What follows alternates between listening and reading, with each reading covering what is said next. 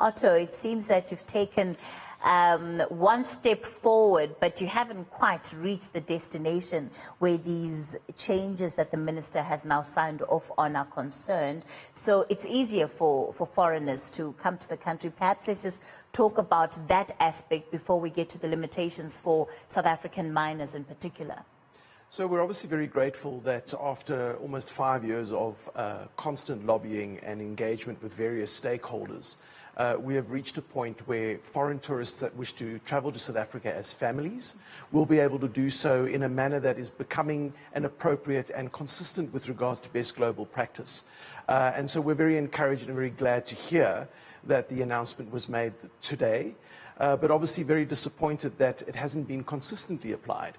And we anticipated that what we would see is a full rescinding of the requirements of unabridged birth certificates. However, there's only been the rescinding of the requirements for foreign visitors, but for South African families, the requirement remains. Why do you think that that restriction in particular remains in place for South African children? I mean, is there anything to suggest that locally South African children are any more at risk of child trafficking than those that are coming from elsewhere in the world? Well, it certainly appears a little disingenuous, doesn't it? And one certainly must question as to why this rescinding of the policy is only applicable to foreign visitors to South Africa, and yet South Africans will need to continue to comply. Look, I think the intent behind the Act, the Children's Act, which is to protect children, is a very good intent. And we are signatory to a policy and a process around the protection of children that is global best practice.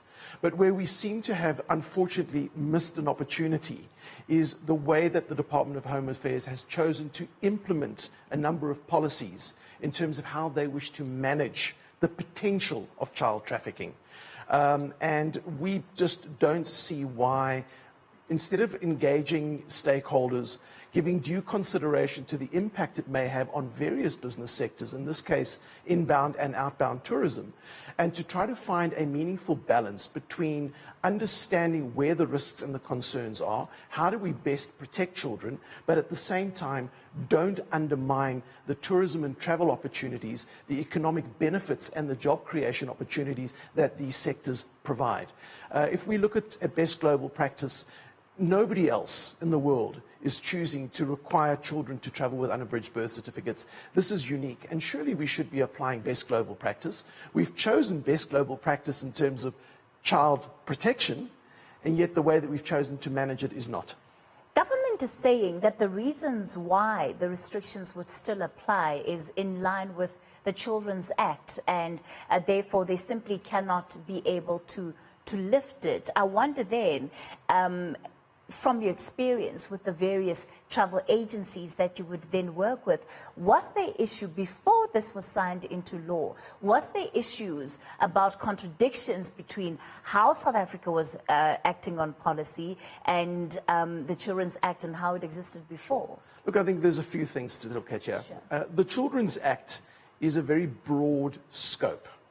And it is for each government to determine how they wish to manage the various risks that may apply. As indicated, we're of the opinion that the choice that they've made is a very blunt instrument and doesn't really align with best global practice when we look at how other countries are managing the potential risk of child trafficking in line with a Children's Act. And this Children's Act is consistent with many other countries' ways of looking at how they protect children. So I think that's the first part. The second part is it's very, very evident to us, and this has been forgotten for those that haven't been part of this process as long as I have, where we've been involved since day one when this was initially promulgated, in that the evidence that was presented showed that apparently more than 30,000 children had been trafficked across South African borders. This was a blatant lie. Yeah. And we all know, because fact check has proved that this is incorrect. In fact, there is probably less than 12 cases of child trafficking that has been reported over this period of time. And we have had absolutely no update on any statistics that have shown that this new policy has effectively managed all problem. And so one again has to look at whether or not this was the best way to manage a problem in terms of its scale and size, whether it fitted best global practice, and whether any meaningful consideration was given to the implications and the impact it would have on the travel and tourism sector. The decision as it stands, does it fundamentally deal with the problem that government was trying to address? Because the big issue has been around tourism and how that as a sector can be a key driver of economic growth and opportunity. So opening it up to the rest of the world, do you think that solves the problem, even though it does make things more difficult for locals to leave? Well, I think it's a very good point that you make, because ultimately what we haven't seen is any fundamental shift in the policy procedures or how government is going to address child trafficking going forward. All that they've done is rescinded the requirement for international tourists and their families traveling here.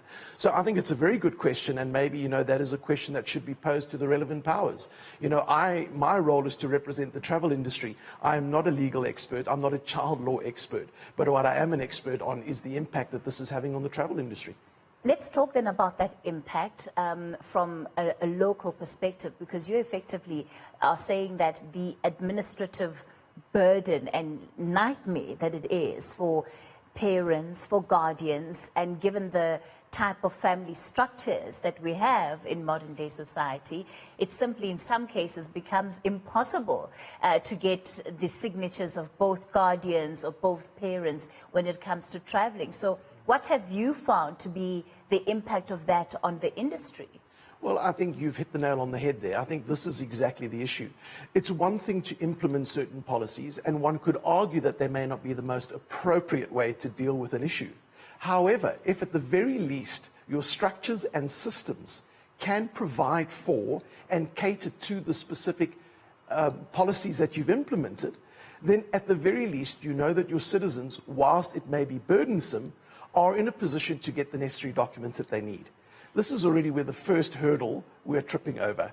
The second is, I think it's very discriminatory to women, and I think it's very discriminatory to if the nature of the way that many family structures are defined in a modern society like South Africa.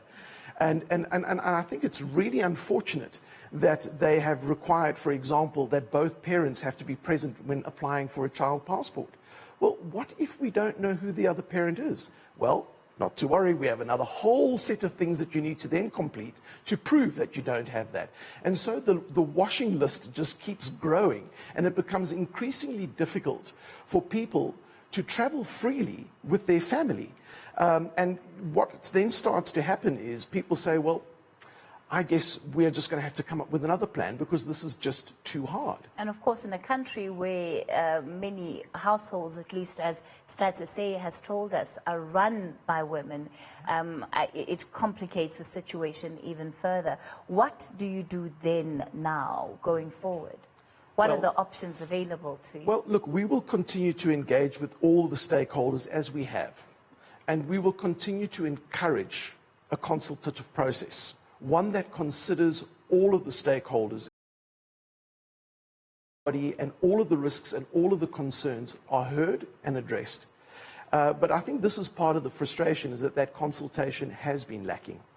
And we see that in the results of what has been announced by the Minister.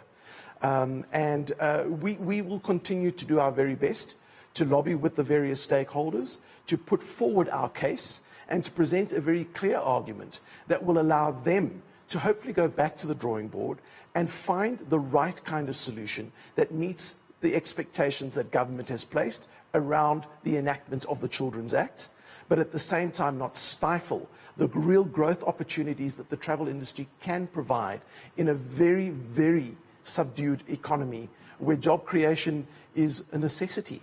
All right, let's leave it there for tonight. Thank you so much for coming on to News at Prime. Otto de Vries, he's the CEO of Association of Southern African Travel Agents. We're going to take a short break. Mark Lewis is standing by. He's got your first sport update for you tonight.